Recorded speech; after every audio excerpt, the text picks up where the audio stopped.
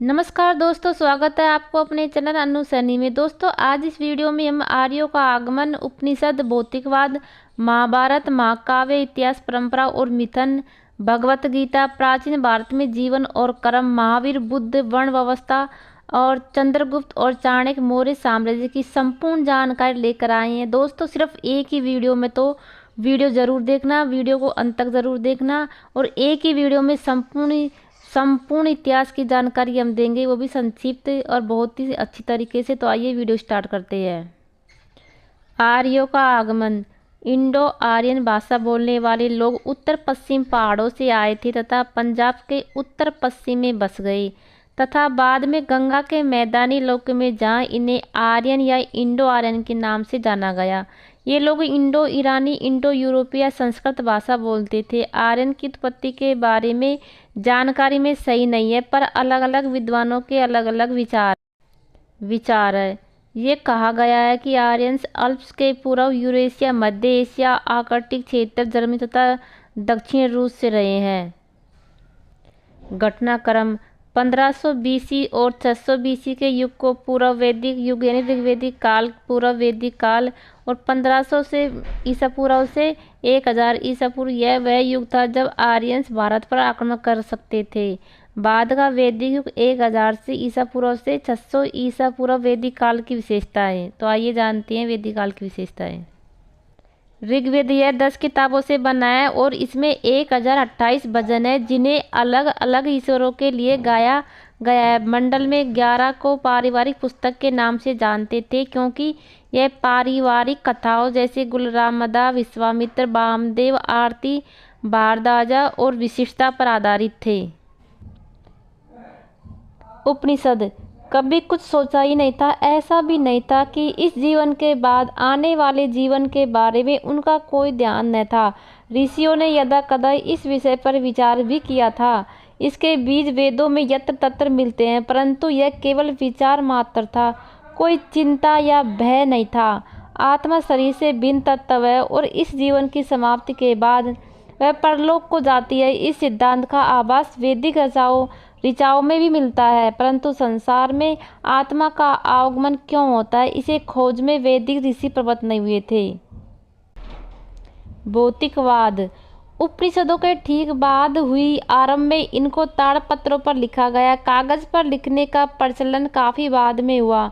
भारत में भौतिकवाद दर्शन का प्रचलन रहा और जनता उससे प्रभावित भी रही। भौतिकवादी दृष्टिकोण में काल्पनिक देवताओं के अस्तित्व को भी नकारा है। भौतिकवादी एक ऐसी विचारधारा थी जो कर्म में विश्वास करती थी। वह संसार के अलावा स्वर्ग, नरक, आत्मा आदि पर विश्वास नहीं करती थी। महाकाव्य, इतिहास, परंपरा और मिथन। कुछ जोड़ा जाता रहा है। इनमें भारतीय आर्यों के आरंभिक समय का वर्णन है। इन दोनों ग्रंथों का भारतीय जीवन पर अत्यंत गहरा प्रभाव पड़ा है। इन ग्रंथों में उच्चतम बुद्धिजीवी से लेकर शिक्षित देहाती और साधारण अनपढ़ तथा देहाती तक के लिए बहुत कुछ उपलब्ध है।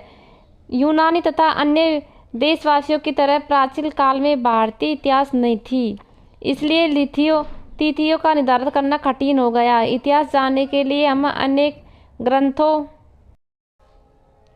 के कल्पित इतिहास, समकालीन अभिलेख, शिलालेख, कलाकृति आदि साहित्य के विशाल संग्रह की मदद लेनी पड़ती है। इसके अलावा विदेशी यात्रियों के विवरण में भी जानकारी मिलती है। अगला है महाभारत। रामायण को महाकाव्य के रूप में एक महान रचना माना जाता है, परंतु महाभारत को विश्व का श्रेष्ठतम रचनाओं में से गिना जाता है। इस समय तक शायद भारत में विदेशियों का आगमन शुरू हो चुका था। उनकी परंपराएं तथा अनेक विवाद यहाँ बसे आए आर्यों की परंपराओं से मेल नहीं खा रहे थे। नई स्थिति में वैदिक धर्म में संशोधन किया जा रहा था और इनके बीच से एक उदार धर्म का जन्म हुआ, जिसे हिंदू धर्म के नाम से जाना जाता है। इसका प्रमुख आधार सत्य था, जहाँ तक पहुँचने के लिए अनेक रास्ते हैं। महाभारत में विराट युद्ध का वर्णन भी इसमें अखंड भारत की अवधारणा की शुरुआत हुई। उस समय अफगानिस्तान का एक बड़ा हिस्सा भारत में शामिल था। इसी कारण यहाँ के शासक की पत्नी गांधारी कहलाई। गांधार के पास ही हस्तिनापुर, इंद्रप्रस्थ नगर थे जो उस समय भारत की राजनीति थी, तथा वहाँ इंद्रप्रस्थ आज दिल्ली नाम से भारत की राजधानी है। इस महाकाव्य में कौरवों पांडवों के विराट युद्ध का वर्णन भी है, साथ ही अनेक अनमोल चीज़ों का समृद्ध भंडार भी है। दोस्तों आगे भगवत गीता। भगवत गीता महाभारत का ही अंश है जो अपने आप में पूर्ण है। इसमें 700 श्लोक है और इसकी रचना बौद्ध काल में हुई थी। गांधी जी ने भी इसे अहिंसा में अपना दृढ़ विश्वास का आधार बनाया था। संकट के समय या दुविधाग्रस्त स्थिति में मनुष्य को इससे मार्गदर्शन प्राप्त होता है। महाभारत की कथा का आरंभ महाभारत का युद्ध होने से पहले अर्जुन और कृष्ण के बीच होने वाला संवाद है। अर्जुन के लिए वह स्थिति बड़ी कठिन थी जब वह अपने परिजनों के मित्रों के साथ युद्ध में खड़ा था। ऐसे में श्री कृष्ण ने उन्हें कर्म के लिए प्रेरित किया। इससे अर्जुन की दुविधा दूर हुई और वह कर्म करने के लिए तत्पर हुए। भगवत गीता में अकर्मण्यता के निंदा करते हुए कर्म और जीवन को समय के उत्तम आदर्श के अनुरूप बताया है। दोस्तों आगे प्राचीन भारत में जीवन और कर्म कि प्राचीन भारत में जीवन और कर्म किस तरह का था। इस समय तक भारत उन्नति की ओर कदम बढ़ा चुका था। ग्राम सभाएं स्वतंत्र थी। गांव में 10-10 और 100-100 के समूह में बटा हुआ था। लोहारों, कुम्हारों तथा अन्य पेशा करने वाले हुआ करते थे क्योंकि वहाँ सामान की खपत अच्छा हुआ करती थी। भारत में लेखन कला भी काफ़ी पुरानी है। पाणिनि ने संस्कृत भाषा में प्रसिद्ध व्याकरण की रचना की थी और इसे आज भी संस्कृत व्याकरण का आधारिक ग्रंथ माना जाता है। भारत चिकित्सा विज्ञान के क्षेत्र में भी विकास कर चुका था।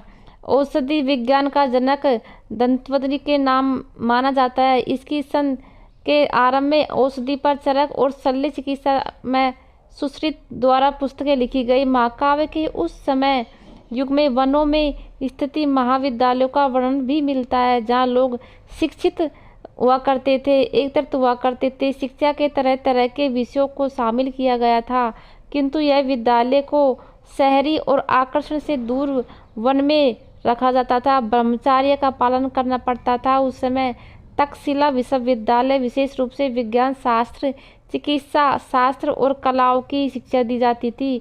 बोध गया में तो यह ज्ञान केंद्र बन गया था। दोस्तों इसके बाद में महावीर और भगवान बुद्ध की व्यवस्था आती है। जैन और बौद्ध दोनों धर्म वेदी धर्म को कटकर अलग हुए थे, परंतु उन्होंने वेदों को प्रमाण नहीं माना। दोनों ही धर्मों में अहिंसा पर बल दिया गया था। जैन धर्म के संस्थापक महावीर बुद्ध और दोनों समकालीन थे। बौद्ध साहित्य में महात्मा बुद्ध के जन्म के संबंध में लिखा गया है कि उनका जन्म मई जून के महीने में पूर्णिमा के दिन हुआ था। बौद्ध धर्म में जाति अवस्था को स्वीकार नहीं किया, इसी कारण वह अपने दृष्टिकोण और विचारों से ज़्यादा स्वतंत्र रहा। बौद्ध का मार्ग मध्यम मार्ग था। उनके अनुसार अतिशय करने से व्यक्ति अपने शरीर की शक्ति खो देता है और फिर वही सही रास्ते पर आगे नहीं बढ़ पाता है। इसके बाद में चंद्रगुप्त और चाणक्य मौर्य साम्राज्य की स्थापना हुई थी।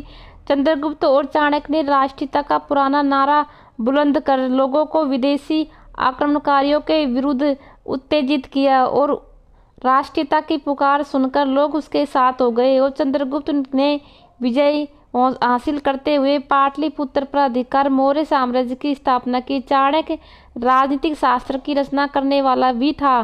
चाणक्य का दूसरा नाम कौटिल्य था। इस युग के बारे में जानने के लिए एक प्राचीन नाटक उपलब्ध है जो मुद्रा राक्षस। इसमें चाणक्य को तस्वीर उभरती है कि इस तरह वह अपने प्रतिद्वंदी से बदला लेने के लिए किसी भी नीति का प्रयोग करता था। वह सारी षड्यंत्रकारी, अभिमानी और प्रतिशोधाई था जो कभी अपने अपमान को नहीं भूलता था। वह साम्राज्य की बागडोर अपने हाथ में संभाल लेता और सम्राट के स्वामी तरह नहीं, अपने शिष्य की तरह दिखता है।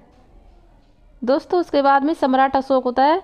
273 ईसा पूर्व में अशोक इस महान साम्राज्य का उत्तराधिकारी हुआ। इस शासक को आज भी भारत के एशिया दूसरे बहुत से भागों में प्यार से याद किया जाता है।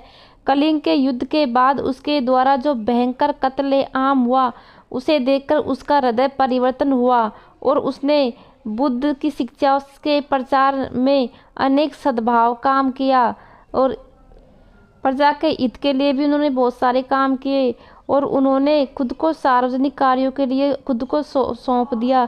तो दोस्तों, संपूर्ण जानकारी आपको दी। यदि आपको हमारी यह वीडियो अच्छी लगी तो प्लीज़ लाइक ज़रूर करना, सब्सक्राइब करना व शेयर करना।